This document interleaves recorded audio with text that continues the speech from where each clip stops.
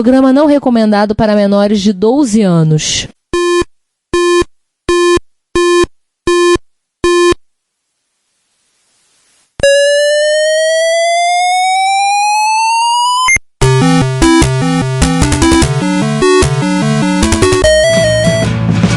We bought it to help with your homework.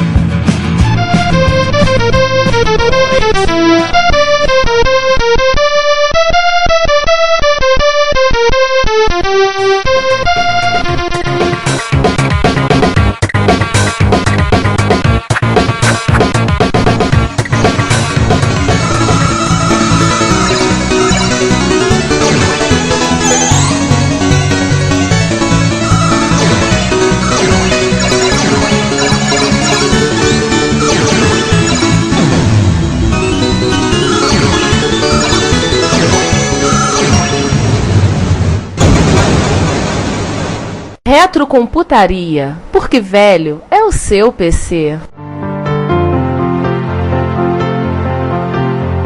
Bom, já que a gente voltou a falar de som, vamos sair de som de novo. Vamos falar de IDE e vamos falar de placa de rede. Como é que surgiu a ideia de fazer a IDE e como é que surgiu a ideia de fazer a placa de rede? Principalmente a IDE Maper. Bom, então vamos falar de IDE Maper, que é um marco na história.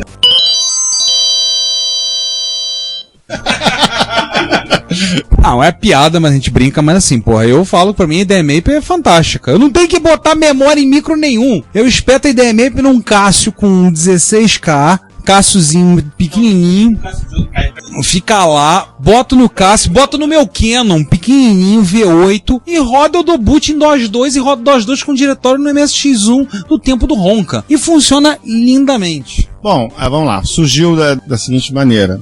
Eu peguei uma IDE Sunrise, né? E debuguei aquilo ali, descobri como funcionava, eu peguei a literatura dela e tá tudo bem. Mas eu não conseguia rodar em MSX1. Pra poder fazer em MSX1 tinha que fazer um voodoo do caramba, aí o nego falava que tinha que botar cartão de 80 colunas, e tinha que ter expansor de slot, e eu falei, não é preciso não, caramba. Aí pra formatar tinha que ter, olha só, vamos lá, expansor de slot, Memory Maper cartucho, a IDE, ainda tinha que trocar BIOS da máquina. Olha que, isso pra mim, não, tem alguma coisa errada aí. Eu falei, fica parecendo quase uma venda casada, né?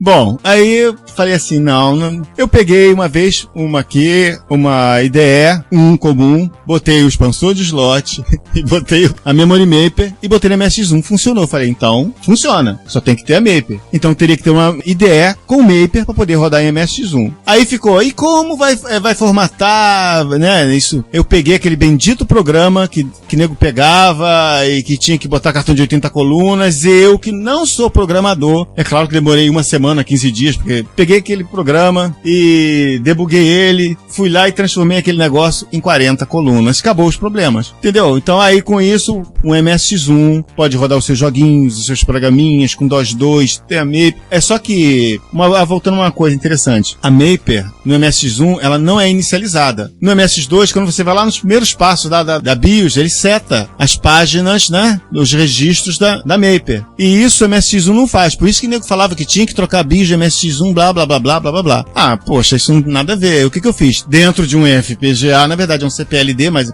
tanto faz, eu fiz os registros serem, quando sofrem um reset, eles botam as coisas em ordem. Acabou. Então não precisa trocar BIOS, não precisava nada disso. Em suma, ficou aquilo ali que vocês viram. Testou, funcionou, gravou, pode usar, ficou super prático. Teve gente que não acreditava nisso até que nós fizemos um vídeo em Ribeirão Preto 2013, que eu fui com o Ricardo Pinheiro lá pra Ribeirão. Tinha gente que ainda não acreditava. Tinha receio de comprar pra MSX1 e não acreditava que rodava. Eu falei, então tá bom. O que a gente fez? Levou um Hotbit, espetamos lá. Eu falei, sentem aí e usem. Os usuários sentaram lá e viram que num Hotbit 1.1 a gente colocava a IDE Maper e funcionava tudo. Porque tinha gente que não acreditava, achava que era lenda, entendeu? Eu falei, não, então vamos fazer um vídeo demonstrando isso, entendeu? Só que em evento, pra não dizer que de repente, vocês manipularam isso. Não, ninguém manipulou nada. O cartucho tá aqui, o Hotbit tá aqui, e se quiser pode testar em outros por aí. Olha, na minha experiência, e vocês sabem que a minha coleção se pauta por ter um MSX de cada fabricante, eu só tive um MSX que teve problema pra funcionar com o IDE Maper.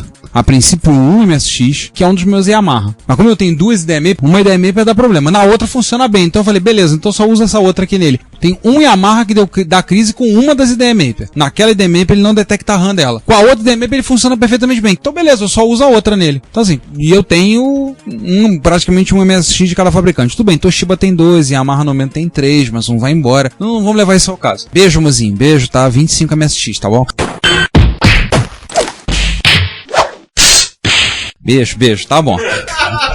Mas assim, o que eu gosto da IDE Maper, e aí eu sou garoto propaganda, falo sempre bem, porque porra, pego o MSX1, comprei, vou lá, espeto a IDE Maper com 2 CFs, cada um 4 GB, e funciona lindamente. Eu rodo os programas, rodo as ferramentas que eu quero, futuco, vou lá, 40 colunas, paciência, 40 colunas, MSX1 funciona direitinho. Eu esqueci de dizer, porque também tem MSX2 que não tem Maper. Sim. Não, esse meu Yamaha tem 128K de Maper. Uma das IDE Maper não detecta.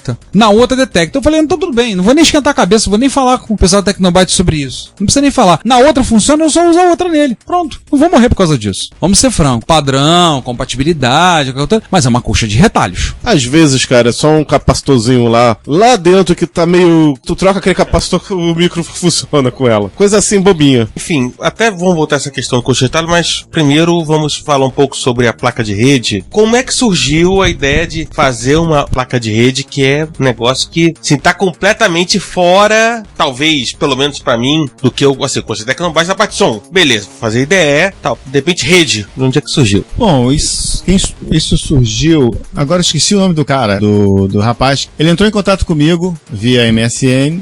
Zen, você não quer fazer uma placa de rede? Eu falei, o projeto tá pronto, tá aqui, ó. Eu esqueci o nome dele. Aí ele me passou tudo aqui, ó, da Ubsonet, não sei o que, ele me passou tudo. Aí eu fiz umas, 2, se eu não me engano. Aí ele testou. Ele falou, tem tudo aqui, tem software, não sei o que. Você quer fazer? Eu, tá bem, fiz. Fiz todo o material e fiz. Que a Ubsonet é um projeto aberto, se eu não me engano. E essa é uma Ubsonet 2, que ela aceita interrupção. Eu não sei nem se Konami Man explora essa. Vamos voltar um pouco sobre padrão.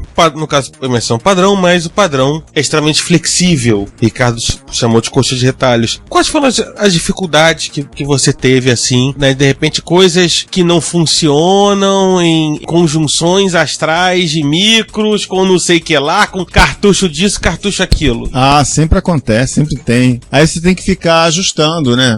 Porque os CFs têm problema de velocidade, né? Se for o caso, estão perguntando igual de CF, velocidade. Então, geralmente tem sempre os probleminhas, aí você tem que ficar ajustando até ela ficar um patamar estável, né? Todo projeto tem esse problema. Lança e daqui a pouco tem que ficar ajustando aquilo ali. Tanto é que a gente tem, por padrão, a gente oferece a IDE Maper ou a IDE comum, quando a gente fabrica, e a gente oferece um kitzinho já pro usuário, que já vem com adaptador de CF e um modelo de CF específico, que a gente sabe que vai funcionar muito bem. Porque CF tem de diversos fabricantes, alguns inclusive são falsificados, a gente compra pensando que é uma coisa e é outra. Então o que acontece? A gente manda ele já formatado, pronto pro usuário utilizar, inclusive atualmente a gente usa o padrão do Nestor, né, do Konami Man, que nós entramos em contato com ele e pedimos autorização. Eu sei que é código aberto, mas nós pedimos autorização. Ele livremente falou, cara, vocês podem usar, fazer o que vocês quiserem. Pra utilizar a formatação de FAT16, pra facilitar pra galera, porque aquela FAT12 que tinha antes da FAT12 e FAT16, você respirasse mais fundo, ela corrompia. E aí pronto, vai você ter que fazer todo o malabarismo novamente pra conseguir montar o CF. E dessa maneira não, você copiou no PC, botou lá, vai e volta e não acontece nada. Aquele programinha que tem de formatação, que a gente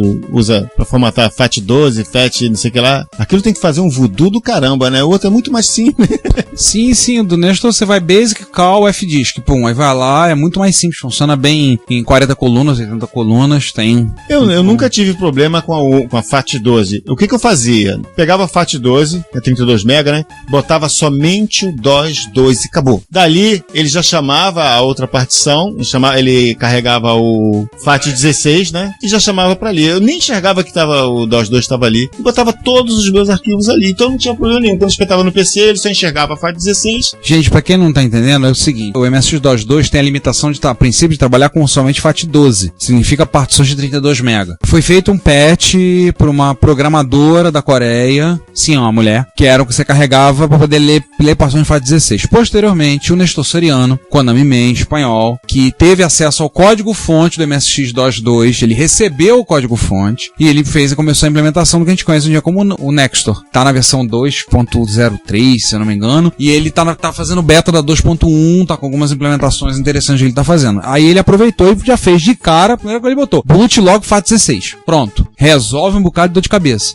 E questão de temporização de CF, quase tinha falado, porque tem alguns compact flash que a gente dava DIR e daqui a pouco a tela embaralhava toda, porque o CF era rápido demais. Então era questão de ajuste de temporização, tem que ficar fazendo ajuste, falou o Rogério, de uma cacetada de CF, fazer ajuste pra cada um, esse modelo. Mas todas as IDEs têm sempre esses problemas, todas as IDEs fabricadas até para outros micros, tem sempre esse problema de CF ou de HD, seja o que for, de temporização, e você pode ver que tem. Falando nisso, o Nextor melhorou muito isso, questão. Um abraço pro Peter Punk. Punk tem ajudado muito questão de driver, tudo, inclusive pediu que se tiver problema algum, dá um retorno, conversa com ele, que ele pega muita coisa, ele tem ajudado o Konami Man com essas partes de driver, de temporização de CF, para melhorar, porque já tá, o Nextor hoje em dia resolveu boa parte desses problemas. Assim, também se tiver algum problema, avisa, conversa com eles, informa, porque é bom dar o retorno também, né?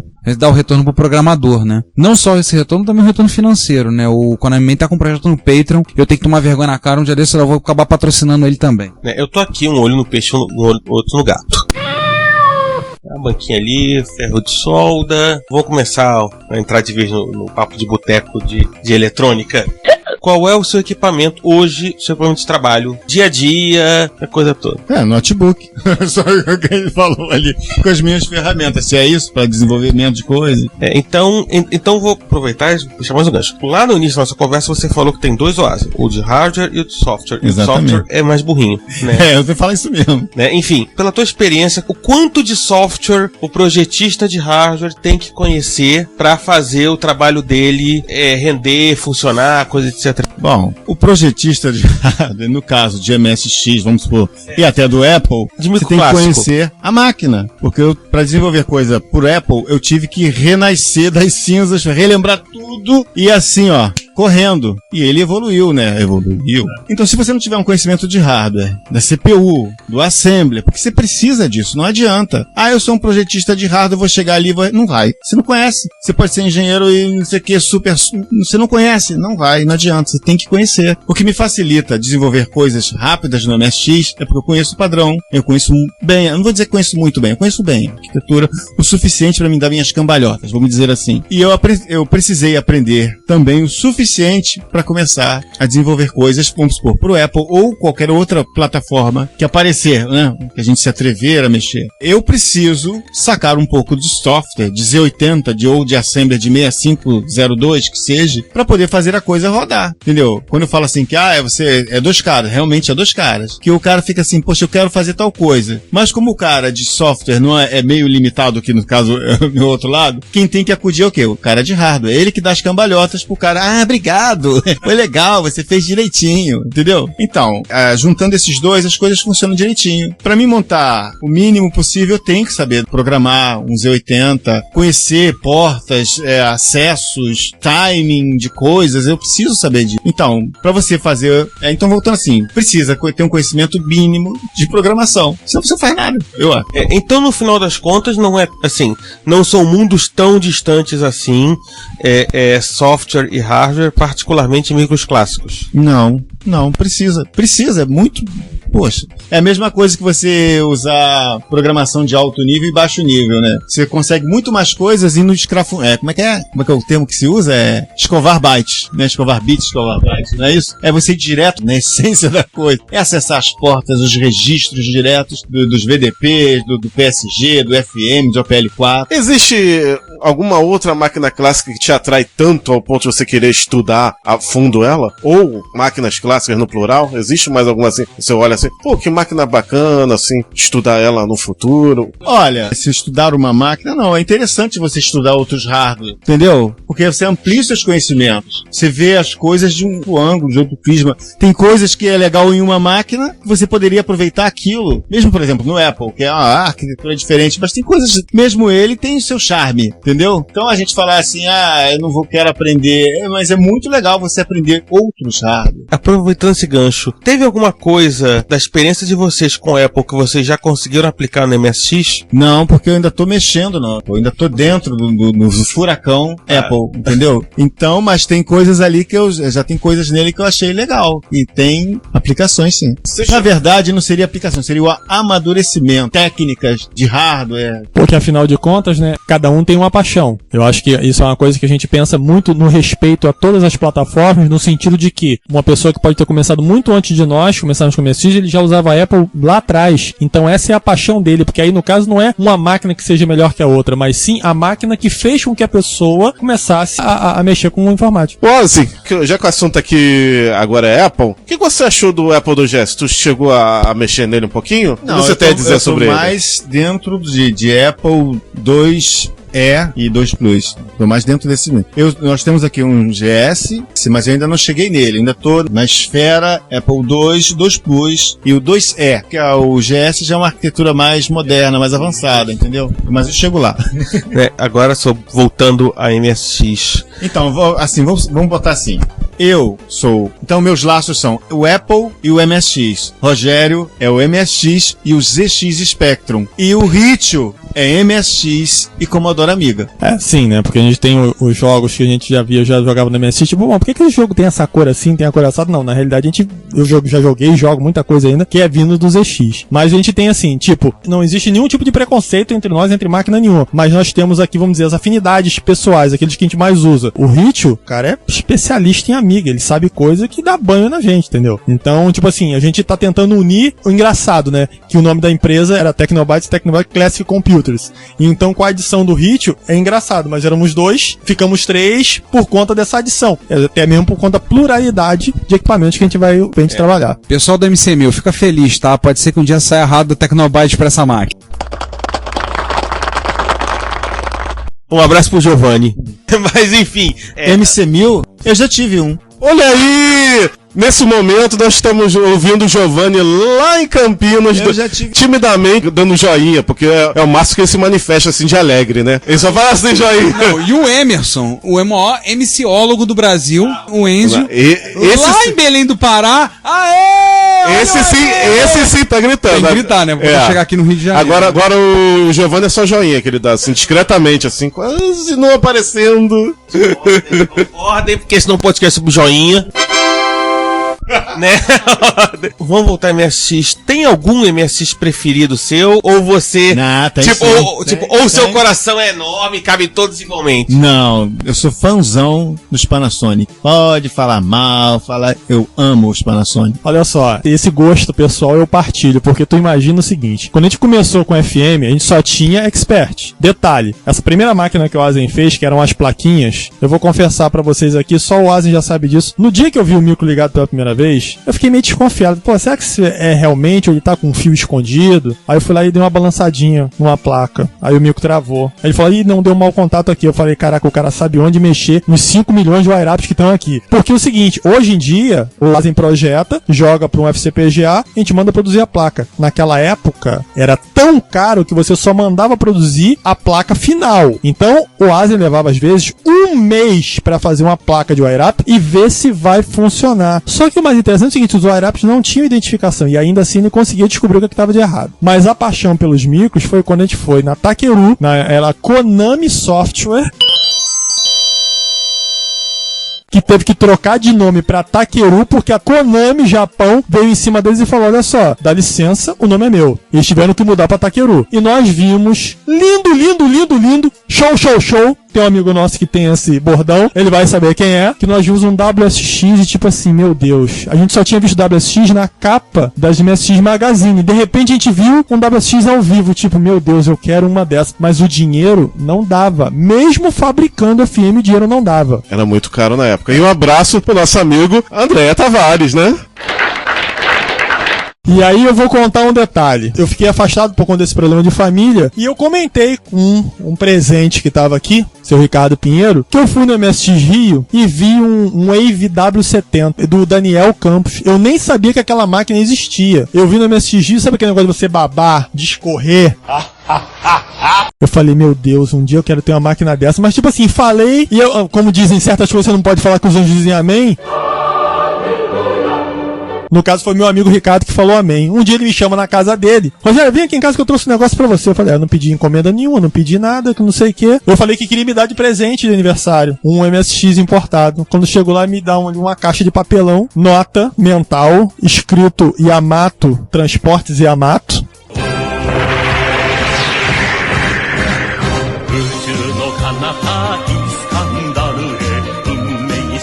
Pra quem não conhece, é o cruzador da Patrulha Estelar. O que estava dentro? O Ricardo Pinheiro me traz um Wave W70 FD70 pra mim. Bom, eu tenho certeza que eu não tenho problema no coração, porque quando eu vi aquele micro eu falei, se eu tiver problema no coração eu vou infartar agora. Mas voltando aos Panasonics, tipo assim, eu não sosseguei enquanto não comprei os micros da Panasonic, porque eu tenho 2, ainda pretendo ter mais, e tipo assim, tem gente que fala que o micro não presta, que é isso, que é aquilo. Desculpa, mas nós adoramos o micro, tanto eu quanto o Ozzy. Detalhe, todos os cartuchos que vocês compram da nossa empresa são testados em Panasonic.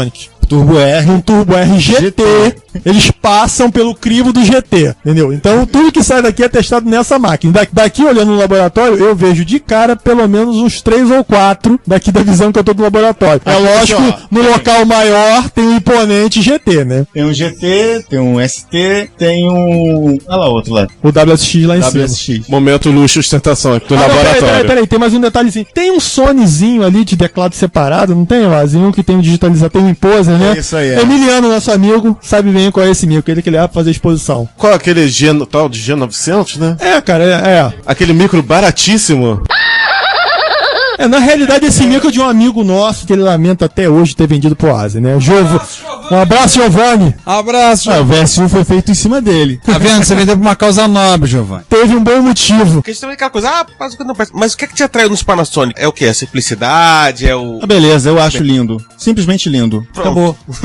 Não tem mais o que falar. Lindo. The question is, who cares? Lindo, show. Tem um amigo nosso que, certa vez, um usuário novo, chegou pra mim e perguntou, pô, Rogério, você não tem nenhum WSX pra vender? E eu falei, cara, eu não tenho não, mas eu tenho um amigo que pode te vender, que eu acho que ele deve ter uns 10. E aí ele vendeu. Ele tinha 4 iguais, ele tinha 4 WSX. Eu sou xingado a toda vez que eu lembro dele esse fato. Vendi o micro, sumiu o dinheiro. Falei, cara, mas o dinheiro foi pra sua mão, né? Cara, mas o dinheiro evaporou. Eu tinha 4 WSX, agora eu só tenho 3. E a culpa é sua. Eu falei, cara, mas você fez outro cara vendendo, não interessa. Entendeu? Pra você ver que o Oazen manifesta aqui a predileção dele, mas tem gente que é muito mais. O cara tem 4 do mesmo tipo. 4 modelos iguais, fora os outros repetidos. Ele tinha 5, por causa que ele também vendeu um pra mim.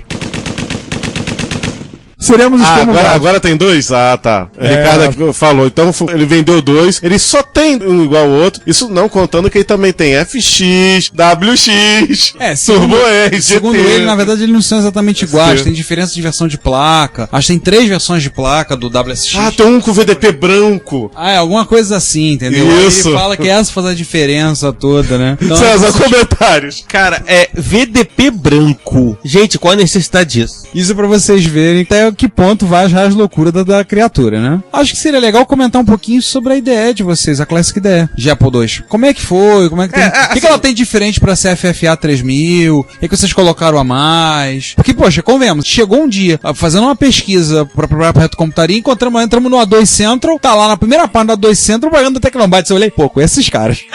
Legal, hein? É coisa de olhar e dizer assim, o A2 Central é uma referência pra comunidade de Apple II, enquanto anúncio pro da Tecnobyte lá, eu falei, porra, legal, hein? Curte, joinha pra eles, né? Apesar desse não ser um podcast sobre joinha, mas a gente deu um joinha, né? Maneiro. Tanto que a gente citou na sessão de notícias que hoje em dia é o Repórter Retro, né? Então, o que ela tem diferente? Como foi fazer? O que você acha interessante contar dela? Tem uma IDE, né, pro que acho que é CFFA 1.4, uma coisa assim. Se eu não estou enganado, a 2.0 ela é mais rápida. E outra coisa, foi um projeto aberto, a gente pegou esse projeto aberto e fez uns upgrades nele, seria isso. Mas mais para comportar memória, criamos uns registros a mais. Tem uma série de upgrades, vamos dizer assim. Então, não é um clone, como assim, um carbono. É mais ligado à parte de programação, para poder comportar mais memória. Se você, quando liga a Classic, né, ela tem um splash screen, assim, aquilo ali teve que mexer no hardware todo, para poder criar um mapeador de memória ali dentro. E tem outras coisinhas também. Mas também tem a questão do slot, né? Que a Classic IDE consegue ser colocada em qualquer slot. Não se trata de ser colocado em qualquer slot. Significa o seguinte, você quando vai programar, vamos supor, versão 2.0 normal. Se você for programar a BIOS dela, você tem que programar em cada slot. Tem que espetar no slot tal, aí programa. Bota no slot tal, programa também. Entendeu? Então você teria que programar ela tipo 7 vezes. Meu Deus! Entendeu? Na Classic IDE não. Num slot só você programa ela toda. Você não precisa tirar aqui, bota lá, bota aqui. Então teve que ser criado todo o hardware para isso. Então tem diferenças. Não é uma cópia carbono, é só que ela roda ao mesmo firmware. Até ele é diferente, porque antes dele entrar tem o outro que entra na frente, que é o boot da própria Classic. Vamos agora fazer a hora do jabá? Onde hoje, assim, eu quero comprar um produto da Tecnobytes. Onde eu compro? Você tem duas maneiras de comprar. Você pode comprar diretamente pelo site da Tecnobytes, www.tecnobytes.com.br, onde nós temos nossa loja virtual. Você também pode comprar no blog internacional, que é o www.tecnobytescc.blogspot.com. E além de você entrar no Facebook, você tem a nossa fanpage da Tecnobytes, onde a gente sempre coloca todas as novidades, tudo que a gente está fazendo, a gente está implementando e está para lançar. A gente sempre lança as listas de discussão, as listas de compra e aviso de produtos novos disponíveis, entendeu? E vocês já venderam para quantos países? Já conseguiram fechar o tabuleiro de War? Ou ainda falta algum? Olha, cara, eu posso te dizer uma coisa. O único continente, se eu não estou enganado, que nós não estamos presentes é no continente africano. Porque no resto do planeta nós já estamos representados. Nós temos produtos. Eu vou enumerar nas Américas. A gente tem no Canadá, nos Estados Unidos, no Brasil, na Europa. Se eu esquecer de algum, depois eu comento. Espanha, Dinamarca, Suécia, Holanda, Suíça, Itália. Agora, tem alguns locais um tanto quanto incomuns, né? Coreia, tem um paizinho bem diferente que a gente já vendeu uma ideia meio pro Cazaquistão. E a nossa maior vitória, nós temos nossos produtos representados no país sede do MSX. Nós temos produtos no Japão. Não só em Tóquio, mas em cidades que a gente nem sabia que existia. Porque na realidade... Já foi para a Austrália também. Na realidade é o seguinte, a gente está para atualizar o nosso mapa mundi, que lá a gente tem no nosso blog, tem as bandeirinhas e a gente tem que atualizar porque eu acho que Dinamarca a gente começou a vender há pouco tempo, Holanda já tem um caminhão, Espanha então, cara, é toda hora, entendeu? Inclusive a gente chegou até a vender para um rapaz que trabalhou no projeto do ACM, o Javier, a bandeira, e a gente mandou para ele agora recentemente o produto também. Então, tipo assim, é muito interessante a gente saber que conseguiu atingir o público no local de origem da máquina, assim como a gente tem Classic IDE na Europa inteira e Estados Unidos, Canadá, entendeu? Acabamos de vender uma placa de rede essa semana para os Estados Unidos, que isso que é uma coisa bem diferente, uma placa de rede MSX para os Estados Unidos. E detalhe, não é nenhum membro da comunidade que seja conhecido. Então, quer dizer, são pessoas novas e num país que realmente a gente não imaginava que fosse ter mercado de MSX lá, entendeu? Mas já conseguimos atingir. Só uma coisa, você citou do Javier Lavandeira, só pra quem situar, eu fiz uma série de posts no blog que eu chamava Domingão do Agony, porque era o apelido do Javier Lavandeira. Pra quem não lembra, ele é um espanhol, nascido em Barcelona, casado com uma japonesa, ele mora no Japão, acho que há 15 anos, e ele participou na época da questão do ACM, trabalhou junto à ASCII e tudo, e agora tem uma série de posts no blog dele sobre reaprendendo MSX, e inclusive eu tô seguindo, eu tava comentando antes em off, que eu tô seguindo pra ver coisas sobre programação, dicas sobre programação, voltar a programar no MSX, tudo. O material dele é de excelente qualidade, que tá lá no blog dele. É muito legal saber que o Agony comprou uma placa de rede. E sim também, né, com relação à Europa, a gente veio com a V9990 da Europa pra cá e ninguém conseguiu ligar, e agora a gente vende de volta pra Europa inteira a Power Graph com os aditivos, né, que a gente tem, os diferenciais, né, que são as implementações novas que o nosso projetista aqui colocou, que é saída de vídeo em S-Vídeo, saída de vídeo composto, composto. Na realidade, você pode ligar 2 monitores no MSX ao mesmo tempo. Um pela sua saída normal e a outra pela PowerGraph. Tem saída RGB 15 kHz, tem a saída de S-Video, tem saída de vídeo composto. Assim como também, quando foi implementado o Shockwave, tem, além de saída estéreo no mesmo padrão que foi feito do FM, onde a saída de áudio foi toda reformulada, a gente tem saída nos 2 canais RCA e com 1 MB de memória.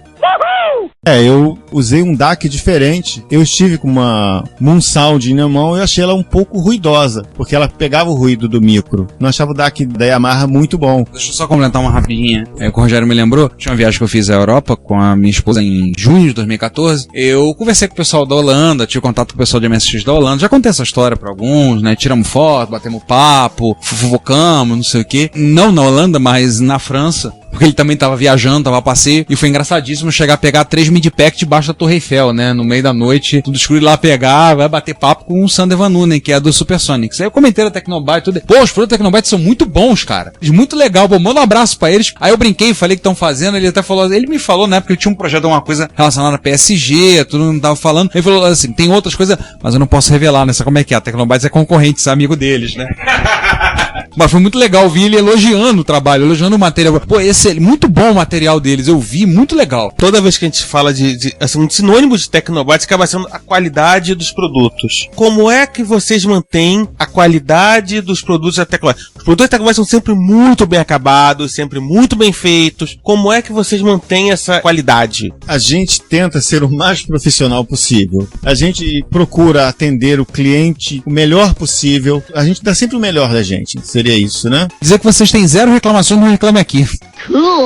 Olha, o que acontece é o seguinte, aquele papo de que o cliente sempre tem razão, esse é o lema da nossa empresa. Então, na realidade, uma coisa que eu falo com os meus amigos mais chegados, se você compra uma placa por qualquer computador atual, isso é uma placa de consumo. Quando você compra um hardware para o micro clássico, aquilo é o seu lazer, aquilo é o seu hobby. Então, para nós, isso é muito mais sério, porque o nosso cliente vai estar utilizando o nosso produto no seu momento de lazer. Vai ser quando ele vai tentar se desestressar da vida dele, ele vai esquecer a vida dele aqui fora. Então, a gente tem que entregar sempre o melhor possível. O cara tem que ter prazer quando ele compra um produto nosso, sabendo que quando ele ligar, ele vai ter sempre o melhor produto possível. E detalhe, se ele tiver problema, não faz diferença se ele comprou há 1 mês, há 6 meses, há 2 anos. Ele sempre vai ter o nosso respaldo. Porque já teve clientes que compraram produtos conosco há 4, 5 anos atrás e deu defeito. Ele mandou pra gente e nós fizemos o conserto e mandamos de volta. Não mandamos o cara comprar um novo. Não interessa se ele comprar há 4 anos. Quando um cliente compra alguma coisa e acontece algum problema, a gente tem que resolver aquele problema. Não pode ficar pendente. Porque confiabilidade, confiança você adquire. Você não impõe nada a ninguém. Entendeu? Então a gente luta para ser uma empresa confiável. Entendeu?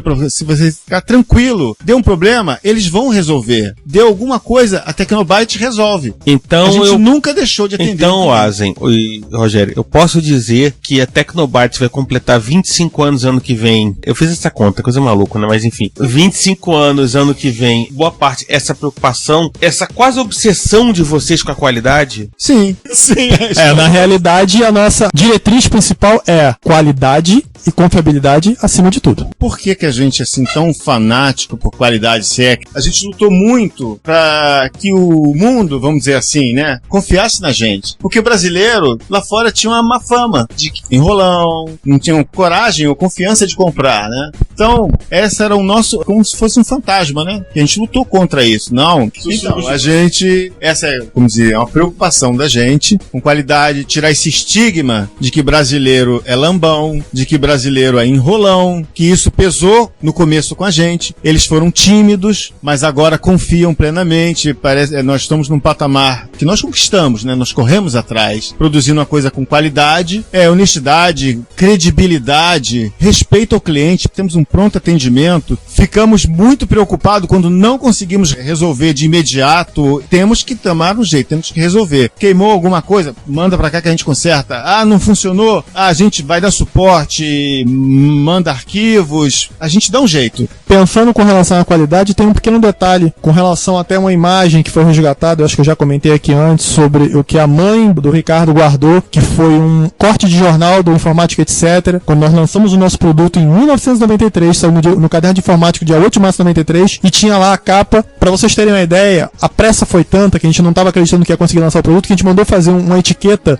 branca com letras azuis de serigrafia. Era um silkscreen simples, colocando FM Sound Stereo, o símbolozinho do FM, que era pra pessoa identificar que era o símbolo que se utilizava lá fora, entendeu? E detalhe, a nossa preocupação é tanta desde o início que, além, como o Ricardo comentou, que a gente tentou ir na embaixada pra conseguir informações pra tentar comprar e não conseguimos, depois disso nós tivemos a ajuda de um grande amigo nosso chamado Coronel Rogério, que era o maestro, que nos levou até um japonês onde nós traduzimos, e quando for lançado uma nova leva do FM Sound Stereo, esse manual vai ser disponibilizado gratuitamente em português. E esse manual seguia, na época, junto com a FM Sound Stereo, com todos os comandos que vinham na BIOS do FM. Então isso começou lá em 93. Então a gente já abriu a empresa assim, não adianta fazer por fazer. Se não for para fazer o melhor, não vamos começar.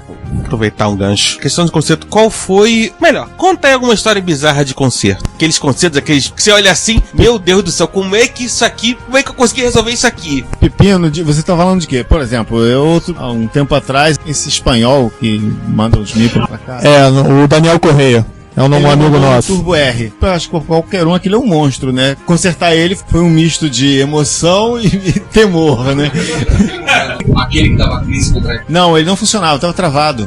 Ele tava morto. Imagina você pegar uma placa de Turbo R na mão, tipo, olha, tá morta. Aí todo mundo fala assim, se queimou um R800, um S1990, sabe? E ficava girando isso na cabeça. Adiós, amigo. E eu acabei descobrindo o que tava defeituoso. Um Turbo R também tava em curto. Aí os abençoados lá de onde veio tinham mexido em tudo no micro.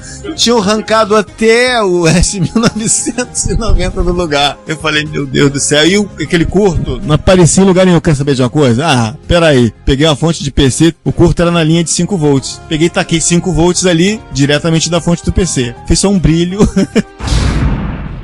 O curto era na placa. Acho que tem 3 faces, trifase. No do meio ali tinha um curto. Quando botou o pequeno brilho, ele se desfez o curto e ligou a máquina e estava funcionando. O que acontece? A gente tenta sempre fazer o melhor para o nosso cliente. Então, teve uma feira aqui esse ano do Sebrae, falando de melhor gerenciamento de empresa, tudo isso. E aí eu nem cheguei a comunicar com meus sócios, eu tava perto, minha mulher falou, vai ter uma feira do Sebrae, vamos lá. Aí fui lá um dia de tarde, eu falei, bom, aí sentei numa bancada lá do Sebrae para eles me darem uma dica, e aí eu falei, olha só, eu tenho um modelo de negócio já implementado que funciona assim, a gente produz placas para computadores antigos e revendemos ela pro Brasil com anúncio em Facebook, em site, no nosso comércio eletrônico, um blog, e exportamos. A mulher pediu para repetir umas 2 vezes.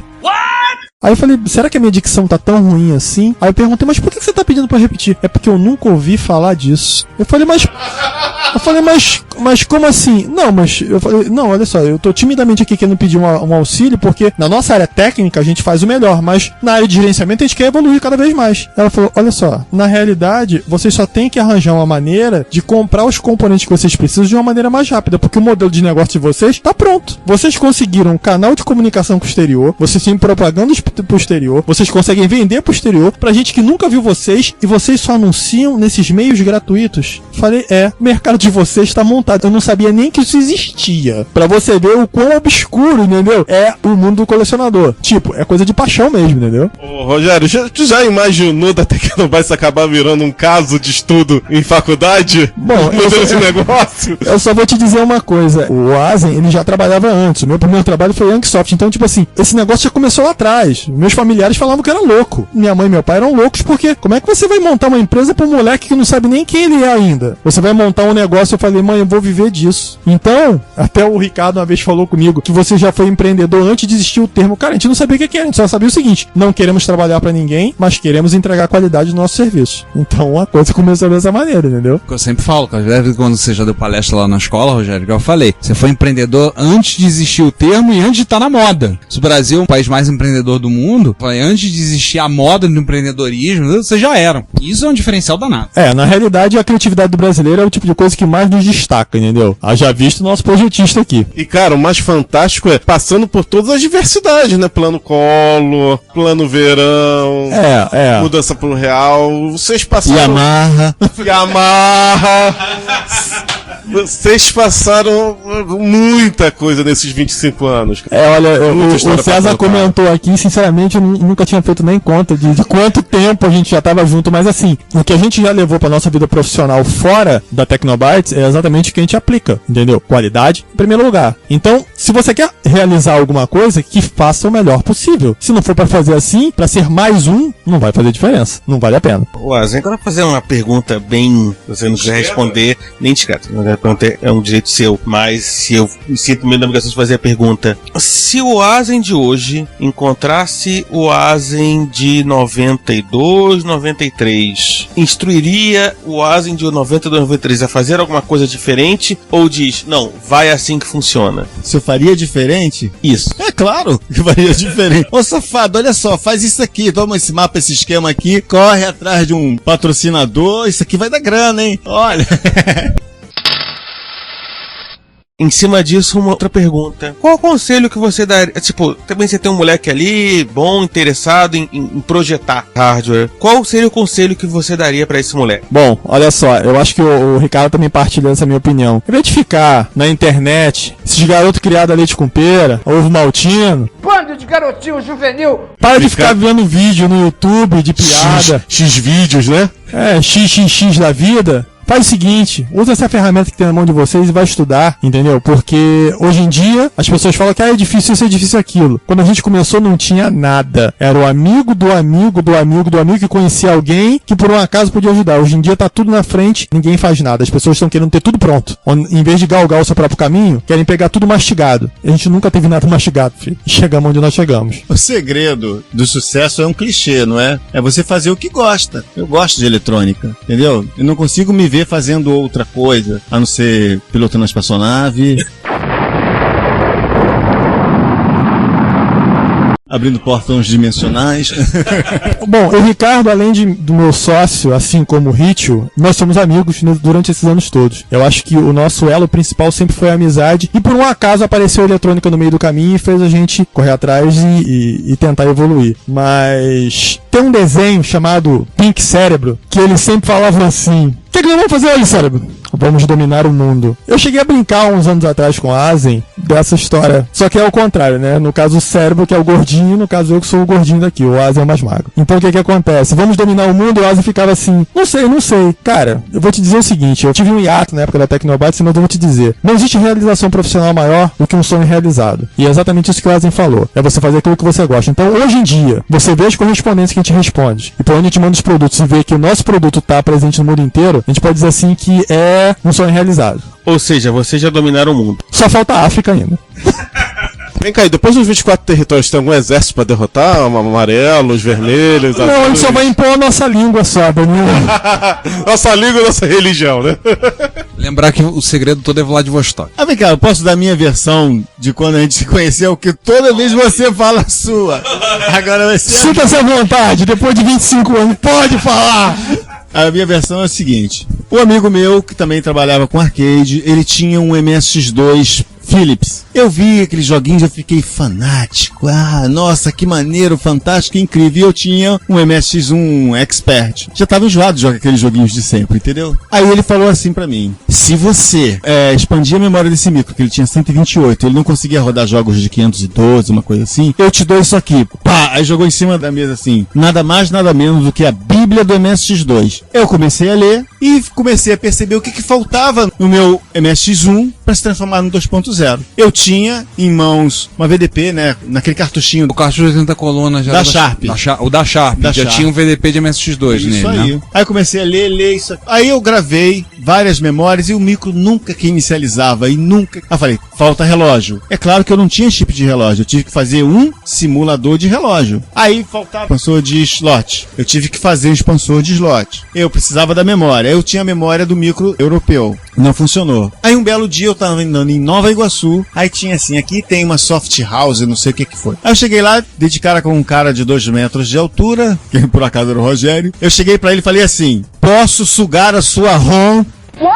O quê? Eu posso sugar a sua ROM? Eu estou fazendo o MSX 2.0. Aí você imagina, o cara dentro na tua loja, posso sugar a sua ROM, você fica assim, peraí, que parada é essa? O cara vai sugar o quê? Como é que é isso? Você andava com um cartuchinho do Mega Assembly no bolso? Mega Assembly. Pra cima e pra baixo? Eu fui lá com o cartucho do Mega Assembly. E a má intenção de sugar a ROM. E fui lá e tinha um micro da DDX, um 2.0 da DDX, não era? Era DDX. Espertei o cartucho lá e ele, cara do meu lado olhando. E ele em pé do meu lado olhando, assim, o que esse cara tá fazendo? Não, porque olha só, a Youngsoft ficava no 12º andar. Se ele ousasse tirar uma chave de fenda, ele voava. Entendeu? Era nesse naipe. Tipo, porque nós tínhamos uma antessala, onde tinha um sofazinho onde as pessoas eram atendidas, tínhamos uma divisória e onde ficavam os micros, entendeu? Então o que acontece? Ninguém tinha acesso àquilo ali. Eu já deixei o cara entrar. Ele já sentou e espetou o Mega Assembly. Aí você fica igual um cão raivoso lá. Tipo, o que esse cara vai fazer? Aí eu fui lá, peguei todas as ROMs, né? A ROM, sub-ROM e gravei. E sumi, como ele mesmo diz.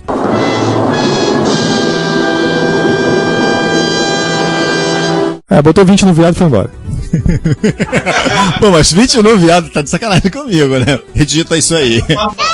Não, botou 20 no porco e foi embora. Um belo dia, eu estava lá testando aquele ali no meu laboratóriozinho, né? Quando o micro... Laboratório de Dexter, né? Quando liguei, aí inicializou a tela de 2.0. Eu falei, eu consegui. Quando eu viro duas costas, tem alguém na janela da minha casa.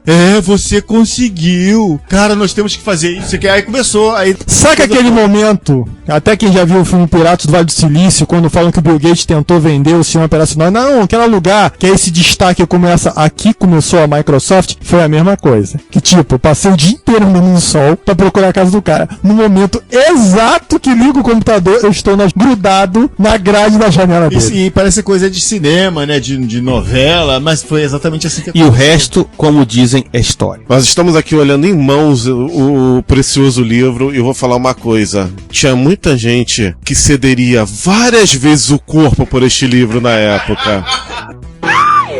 Muita gente boa. Cara, muita gente venderia o Toba. Com certeza. Lavou tá novo. Boiola. Gente, que informações que tem aqui, cara. É impressionante você ter conseguido esse livro naquela época. Em 1990, por aí. Os comentários na mão que faz, que não faz, cada coisa. É uma relíquia do MSX. Cara, mal comparando, eu compararia ao Príncipe de Maquiavel com comentários de Napoleão Bonaparte. Aqui está o Handbook MSX2 com comentários do Asi.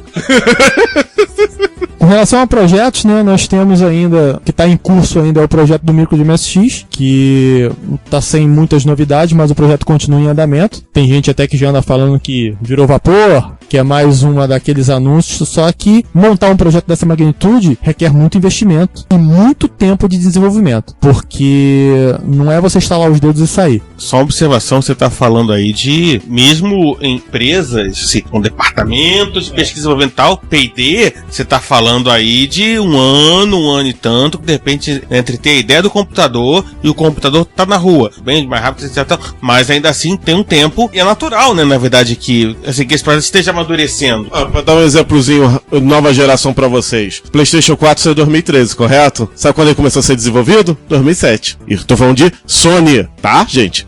Então na realidade o projeto, pra aqueles que o pessoal lá de fora pergunta, de vez em quando a gente recebe até umas perguntas lá no MSX.org, e o projeto da Tecnobyte continua andando e vai ser implementado. O projeto atual é a aceleradora do Apple, né? E aí a gente já postou vídeo, tá em fase final, vai entrar em testes. É a TecnoArp, o projeto chama-se TecnoArp, que é a aceleradora de Apple. E quando sair vai ser coisa boa, então não tem problema. Eu acho que o papo tá bom, mas o nosso ouvinte também, né? Os nossos convidados também já estão cansados, o nosso entrevistado já tá querendo soldar ali, que já tá nervoso. Enfim, eu queria agradecer muito ao Rogério e ao Ricardo por terem aceito fazer essa conversa com a gente. A gente sabe quanto é difícil tirar vocês do dia a dia e a gente conseguir conversar um pouco. Particularmente, Oazen, eu estou muito feliz e muito agradecido de você ter aceitado o nosso convite, a gente ter vindo até aqui e a gente ter tido uma conversa bacana, franca, qualidade. Acho que as pessoas conheceram um pouco mais o Oazen que existe existe por trás dos projetos. E eu espero que o nosso ouvinte também tenha tido essa sensação de foi uma coisa muito bacana esse episódio. Bem, faço minhas palavras do César. Primeiro, dar parabéns à Dona Flor, mãe do Oazen, pelo bom gosto pelo nome, Ricardo. E agradecer pelo tempo despendido, por estar participando aí com a gente, tá gravando, tá contando as fofocas, falando história. Aos nossos ouvintes, espero que vocês tenham curtido. Comprem produtos da Tecnobytes. Eu já faço a propaganda. Que assim, a gente já faz e não cobramos jabá. Prestigiem e a gente se vê no próximo episódio. Bom, gente, muito obrigado aí ao Ricardo Oazen, ao Rogério Bellamino. A gente quase que sequestrou o Rogério, né? Pra trazer ele aqui. Obrigado aí pela atenção de vocês, ter aberto a casa pra gente chegar e fazer um monte de perguntas, ter aberto segredos, aberto curiosidades, coisa que a gente não sabia, coisa que inédita. Tem muita coisa legal, muita na história de vocês. Uma história de sucesso, gente. Uma história totalmente de sucesso, porque são 25 anos produzindo material pra micros cascos. Cara, isso é coisa pra caramba. Tem muita empresa mainstream que não tem 25 anos, já foi embora há muito tempo. Então, gente, mais uma vez, muito obrigado. História de sucesso brasileira, história de sucesso carioca, história de sucesso da Baixada. Não é simplesmente uma história de sucesso que a gente tá falando. Fluminense, né, que o pessoal fala. Bom, eu queria agradecer a oportunidade de a gente poder falar um pouquinho sobre a nossa empresa. Só lamentamos o nosso outro sócio, infelizmente, por questões de trabalho não pôde estar presente. O Mauro, que todo mundo conhece como Ritio. Um abraço pro Ritio. E assim, eu e o Oazen, colocando entre aspas aqui, somos filhos da Baixada, nascidos em Belford Roxo. Quando você vê lá B. Roxo, bom, como não? Eu assumo sim, porque eu fico imaginando os gringos lá fora quando vê A. Branca, B. Roxo. Os caras devem pensar, o que é isso? É, meu filho, teu produto que vai pra Europa, bonitinho, vem de areia branca, Belford Roxo. White Sand e Purple Bilford.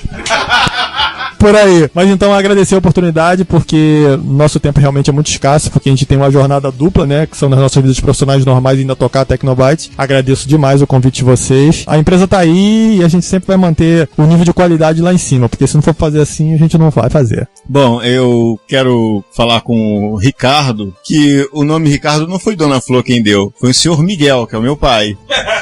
Porque muito bom gosto minha dele. Mãe ia ser Maurício. Eu também quero aproveitar e falar também do Ritio, que o Ritio, quando entrou na Tecnobytes, ele deu uma repaginada na Tecnobytes. Ele internacionalizou a Tecnobytes, entendeu? Foi ele que fez essa magia. Então, ele, na casa, não está aqui, mas está em espírito.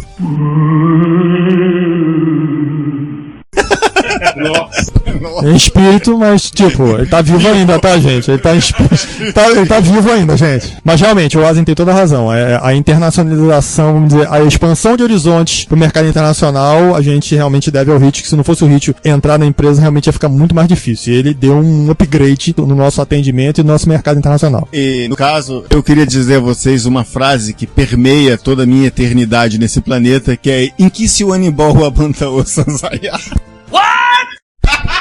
Só os fortes entenderão. Se existe algum alienígena aí, ele entendeu tudo. Então é isso, a gente volta no próximo episódio. Rogério, aquele protótipo que a gente pediu pra gerar a pauta do episódio, a gente vai conseguir fazer ele rodar agora ou não? Bom, se não explodir, né? De repente funciona. Enfim. Gente, fomos. Timex Sinclair 1000, R$50. Commodore 64, R$400. Turbo R, R$1.800. Retrocomputaria, não tem preço. Se você quer enviar um comentário crítico, construtivo, elogio ou colaborar com as erratas deste episódio, não hesite, faça. Você pode falar conosco através do Twitter, no usuário @retrocomputaria, pelo e-mail retrocomputaria@gmail.com ou colocando comentários no post desse episódio em www.retrocomputaria.com.br. Lembre-se sempre do que dizemos. Seu comentário é o nosso salário. Muito obrigado e nos vemos no próximo podcast.